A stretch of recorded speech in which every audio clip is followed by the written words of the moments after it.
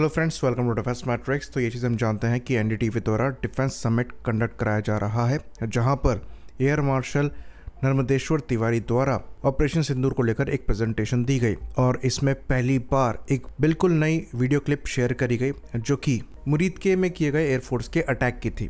तो इसके video footage को हम शेयर करने का रिस्क नहीं लेंगे।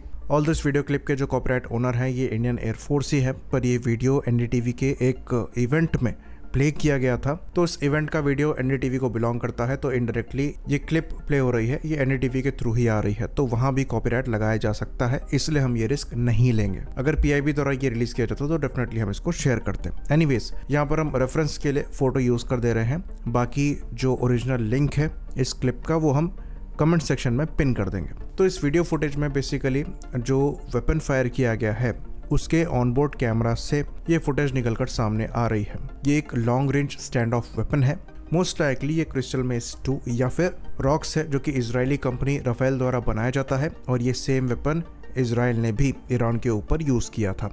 ये बेसिकली 250 किलोमीटर रेंज वाली एक supersonic extended range air to surface missile है, या फिर एक एयर लॉन्च बैलिस्टिक मिसाइल है जो कि 250 किलोमीटर की रेंज में टारगेट को हिट करने में सक्षम है। बेसिकली ये एक एयर लॉन्च बैलिस्टिक मिसाइल है जो कि लॉन्ग रेंज में टारगेट को हिट कर सकते हैं, वो भी प्रिसाइजली।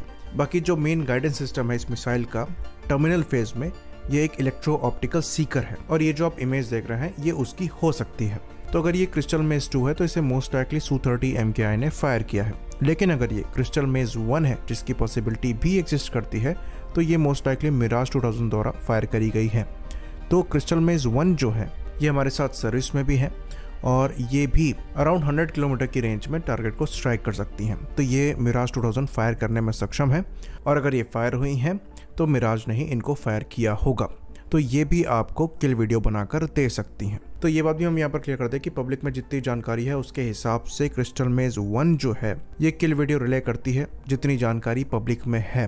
बाकी रॉक्स द्वारा भी ये काम किया जा सकता है क्योंकि वहाँ पर सेंसर एग्जिस्ट करता है, लेकिन उसके बारे में जानकारी पब्लिक डोमेन में नहीं है। तो हमें यहाँ पर चांसेस क्रिस्टल मेज 1 के ज़्यादा लगते हैं, जिनको बालाकोट स्ट्राइक के दौरान भी मोस्ट लाइकली यूज़ किया गया था। खैर, जो मेन मुद्दा है वो ये है कि आप अगर अटैक के बाद मुरीदके के टेररिस्ट कैंप की सैटेलाइट इमेज को देखेंगे जहां पर मिसाइल एग्जैक्टली स्ट्राइक कर रही है, तो वहां पर आपको एक बहुत छोटा सा छेद दिखाई देगा, लेकिन जो अंदर से वीडियो फुटेजेस निकलकर सामने आई हैं, फोटोज निकलकर सामने आई हैं, उसको देखेंगे तो बहुत ज़्यादा डैमेज हुई है।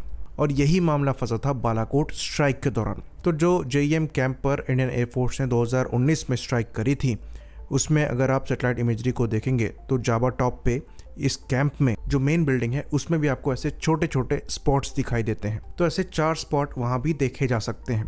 तो हमारी साइड से कई लोग क्वेश्चन कर रहे थे कि बिल्डिंग तो वैसे ही इंटैक्ट है, डैमेज कैसे हुई है, कैसे मान ले कि स्ट्राइक जो है सक्सेसफुल है। तो ये जो 2025 में स्ट्राइक करी गई है ऑपरेशन सिंदूर के दौरान मुरीदके में, उसमें जो एंट्री पॉइंट है वेपन का, उसको आप कंपेयर कर सकते हैं 2019 के स्ट्राइक के एंट्री पॉइंट से, और आपको दोनों काफ़ी ज़्यादा सिमिलर लगेंगे। तो क्लियर कट वहाँ भी प्रिसाइज स्ट्राइक करी गई थी, सिमिलर आपको वेपन एंट्री पॉइंट दिखाई देंगे, पर क्योंकि ये वेपन बनाए गए हैं कम से कम कोलैटरल डैमेज को करने के लिए, तो जहाँ स्ट्राइक करी जाती है वहाँ रूफ भी कोलैप्स नहीं होता, लेकिन अंदर पूरी डैमेज होती है।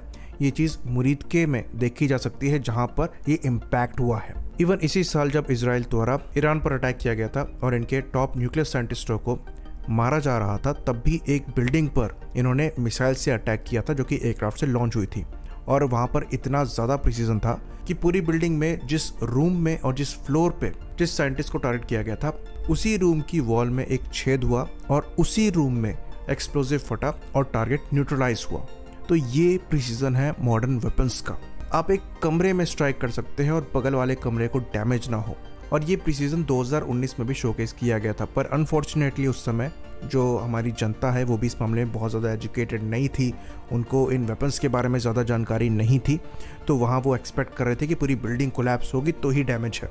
और ये चीज़ एयर चीफ मार्शल द्वारा भी कही गई कि उस समय हम वीडियो क्लिप प्रोवाइड नहीं करा पाए तो हम पर डाउट उठ रहे थे, पर इस बार हम पूरी तैयारी के साथ थे और स्पेसिफिकली हमने वीडियोस बनाए हैं एज अ प्रूफ। तो IF 2019 में भी प्रिसाइज थी, 2025 में भी प्रिसाइज है। हमारे पास ऐसे वेपन्स हैं जिनसे हम बहुत प्रिसाइजली टारगेट को हिट कर सकते हैं। और ऑपरेशन सिंदूर के दौरान ये चीज़ मल्टीपल टाइम्स शोकेस करी गई है। इवन और भी साइट्स यहाँ पर दिखाई गई थी इस प्रेजेंटेशन के दौरान, जिसमें दिखाया गया था कि एक पर्टिकुलर अगर रडार साइट है तो उसी को टारगेट किया गया है और आसपास कोई डैमेज नहीं है।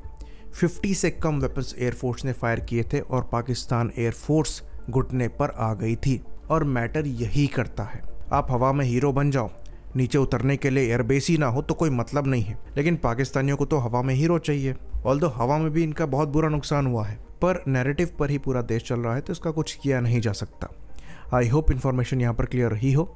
इसी बात पर इस वीडियो को हम ख़त्म करेंगे। लाइक करिए, सब्सक्राइब करिए। जय हिंद।